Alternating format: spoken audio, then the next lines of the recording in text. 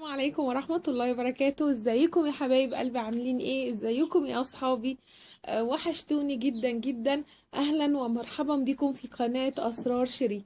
النهاردة ان شاء الله الفيديو اللي انا قلت لكم هيكون مفاجأة باذن الله، يا رب تبقى مفاجأة جميلة عليكم وتحبوها جدا، زي ما انا ما بحبكم جدا. آه، هو طبعا قرار صعب، بس الحمد لله يعني. آم، يعني ربنا يسهل ان شاء الله. دلوقتي ان شاء الله هنبتدي الفيديو مع بعض. بسم الله ما شاء الله، ولا حول ولا قوة الا بالله. حبايب قلبي، اهلا بيكم ومرحبا تاني في قناة اسرار شيري. انا حبيت اعمل الفيديو ده بناء على رغباتكم، وكتير كتير صراحة طلبوا مني ان انا اسهر. هو بس قرار صعب شوية، بس ان شاء الله يكون لذيذ يعني. اول حاجة انا اعرفكم بنفسي. انا اسمي شريهان. اسمي شريهان. آه، و وحتى سميت القناة بتاعتي اسرار شيري بسبب اني حسيت اللي انا بقول لكم اسرار بيتي ازاي. يعني بكلمكم عن كل حاجة في بيتي، سواء مأكولات، سواء مشتريات، سواء بتدخلوا جوه بيتي وبتشوفوا طريقتي ونظامي في بيتي. فحسيت اللي هي دي أسرار، يعني فعلا هي دي أسراري، دي أسرار بيتي.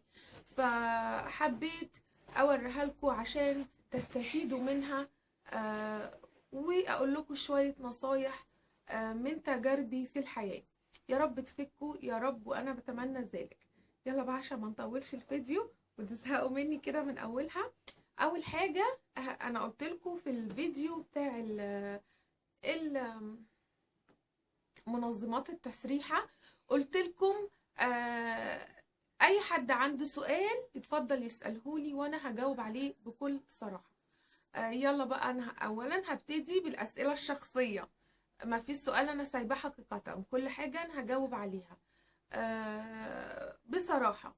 اول حاجه، عندك كام سنه؟ هو طبعا السؤال دوت معظم السيدات ما بيحبوش يتسألوه يعني، لا بس انا بحب اتسأله. وهو انا عندي 33 سنه. وخريجه ايه؟ انا خريجه ليسانس اداب علم نفس واجتماع جامعه عين شمس، وبحب جامعتي جدا، وبكمل ما زلت دراستي، بس دراسات عليا. آه، تاني حاجة، جوزك بيشتغل ايه؟ هو سوري الفلاش ضارب في عينيا، فلما باجي ابص للحاجة اللي معايا عينيا بتزغلل يعني. جوزي بيشتغل ايه؟ جوزي بيشتغل مهندس. وبابا كمان بيشتغل مهندس. آه اخدتي جوزك عن حب؟ اكيد طبعا، يعني ربنا يحفظه ليا يا رب، ويبارك فيه ويخليه لنا يا رب. اكيد طبعا اخدت زوجي عن حب. آه الفرق بينكم كام سنة؟ الفرق بيني أنا وزوجي كام سنة؟ الفرق بيني أنا وزوجي 10 سنوات. وعلى فكرة ده أفضل سن مناسب للمتزوجين يعني، أو للأزواج. انتي ساكنة فين؟ أنا حبيبة قلبي من القاهرة، وساكنة في مدينة نصر. جوزك موجود ولا مسافر؟ لا حبيبة قلبي، جوزي موجود. واحدة تانية حبيبتي، هي مجاملاني طبعا، يعني مجاملة ظريفة جدا منها، مجاملة لذيذة. وهي بتقولي انتي ازاي عسل كده؟ وبتقولي والله لو ما قلتي السؤال هزعل منك قوي. لا يا حبيبتي، انا ما اقدرش ازعلك. ربنا يبارك لك يا رب يا حبيبتي، انتي اللي عيونك جميلة وعسل. عايزة اقولك حاجة، اني كل واحد فينا في حاجة كده زي البصمة. زي البصمة مختلفة في كل شخص لآخر، مفيش بصمة حد زي حد أبدا في الدنيا كلها. برضو كل واحد في حاجة كده جواه بصمة جميلة مش في حد تاني. كل واحد فينا بيتميز بحاجة. انت ممكن تكوني شايفاني عسل، ممكن غيرك شايفني مثلا مش ظريفة، مش لطيفة. اشكرك على المجاملة، انت اللي عسل وجميلة وعيونك حلوة. أم... واحدة حبيبة قلبي برضو بتسألني بتقولي انت مقيمة في مصر ولا في السعودية؟ حبيبة قلبي انا مقيمة حاليا في مصر. بس قبل كده انا كنت مقيمة في السعودية، بس كانت فترة صغيرة. ليه؟ لاني انا ما قدرتش ابعد عن بلدي، ما قدرتش اقعد في مكان تاني غير بلدي. وكنت مش عارفة، مش عارفة ليه السبب، مع اني والله اني انا اكتر مكان استريحت فيه نفسيا وروحانيا و... وحسيت بالامان جدا فيه هي كانت السعودية. واتعاملت مع الناس اهل السعودية جمال جمال جمال. في الذوق والرقي والاخلاق والكرم ما يتوصف بجد فعلا. بس انا ما قدرتش ابعد عن بلدي، والى حد ما برضو ما قدرتش شوية ابعد عن اهلي. ديت كانت الاسئلة. وبرضو عايزة اقولك حاجة مهمة، من اجمل الحاجات واحلى الحاجات اللي انا استفدتها من السعودية وقعدت فيها وحبيتها، يعني من اجمل ايام حياتي فعلا في السعودية، اللي لما رحت وحجيت بيت الله. الحمد لله رب العالمين، ربنا يكتبها لكم جميعا اللهم امين. دي كانت الاسئلة الشخصية، محدش سألني اسئلة تانية شخصية.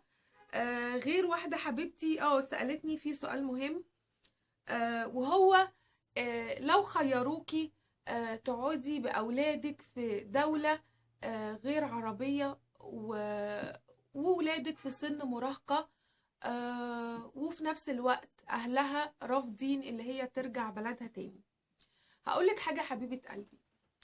بصي، القرار ده قرارك انتي وجوزك فقط، ما ينفعش اي حد تاني، لان انت اللي داخل الموضوع وشايفه ايه اللي ينفع وايه اللي ما ينفعش. احنا كلنا وكمان اهلك كمان خارج الموضوع، فهم مش شايفين ايه اللي جوه الموضوع.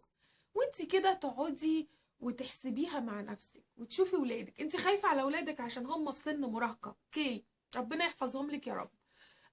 بس في حاجه، تشوفي ولادك مدى تأثيرهم بالدولة اللي هم فيها. هل متأثرين جدا باللي فيها؟ كتير هيقولولك ان في الدول الخارجية ناس متفتحة، الحياة احسن هناك، كل الكلام ده.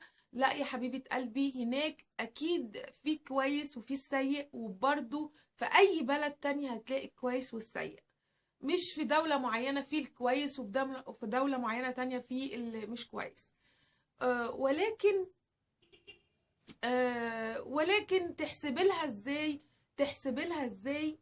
تقعدي وتفكري وتتكلمي مع جوزك وشوفي انت راحتك النفسية فين، وشوفي احتياجاتك. هل انت محتاجة اللي انت تسافري ومحتاجة الماديات ومحتاجة الحاجات من دي؟ لا خلاص اوكي، اقعدي وكوني نفسك انت وزوجك وولادك وتعالي على نفسك شوية.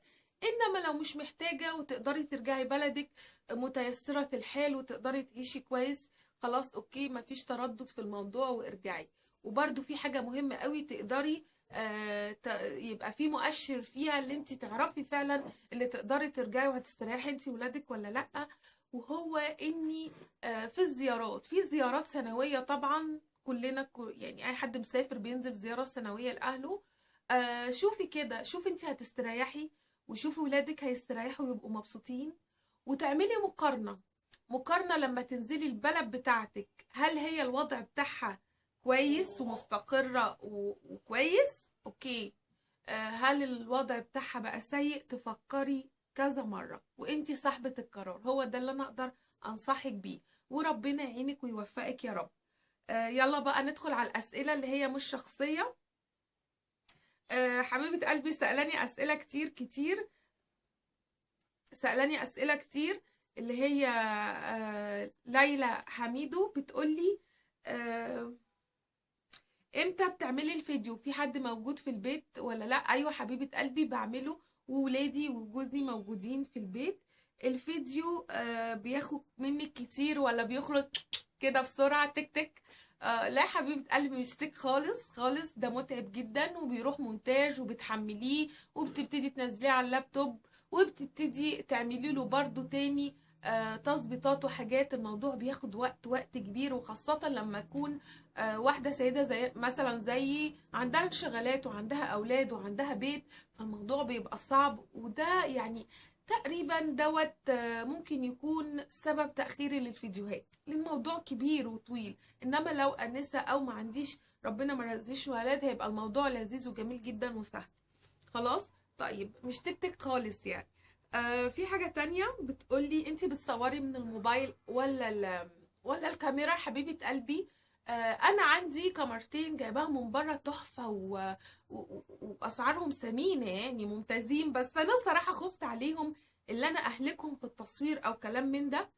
آه وانا يعني انا حاليا بصور من الفون بتاعي طبعا، لان انا الفون بتاعي جودته ممتازه يعني ما شاء الله كويس ومؤدي للغرض كويس جدا زيه زي اي كاميرا كويسه. ولو الفيديو شايفه فيه مشكله او حاجه قوليلي على طول. فانا شايفه ال الفون بتاعي مؤدي للغرض وكويس معايا. طيب بتقولي ايه تاني؟ هي عايزه، هي تقريبا بتعمل بحث عن موضوع القناه او حاجه زي كده، بس انا طبعا هقول على كل اللي هي بتسالهولي. آه انتي ما انتي حاسه بنفسك زي لما كنت صورتي اي اول فيديو زيه زي اخر فيديو؟ لا طبعا، لا طبعا خالص، في اختلاف كبير. كان في خوف وكان في قلق وكده وتردد كتير اللي انا اغلق القناه، لاني كنت متردده وخايفه وكده. ولكن الحمد لله، الحمد لله اني خلاص اخدت القرار اللي انا ان شاء الله باذن الله. بس ادعولي اللي انا ابقى معاكم ان شاء الله في القناه، بس ادعولي ربنا يشفيني. اني عندي كده شويه تعب وحاجات، ادعولي ربنا يشفيني يا رب ويشفي كل مريض، اللهم امين. ايه تاني؟ بتقولي الفكرة بتجيلك ازاي؟ الفكرة حبيبة قلبي بتجيلي الفكرة عندي في كل وقت، يعني انا عندي الفكرة في كل وقت، مش بتجيلي في وقت معين يعني. آم، صراحة بس المشكلة ان انا مش بعمل فيديوهات كتير.